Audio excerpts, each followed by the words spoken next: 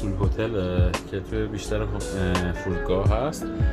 کسایی که میخوان چند ساعت به صورت موقت استراحت کنن یا یه شب بمونن از این کپسول‌های بانمک استفاده میکنن. همه چی داره، سیف باکس، ایر کاندیشن، اسلیپ مود، همه چی، میرور، همش قابل تنظیمه، تیوی داره.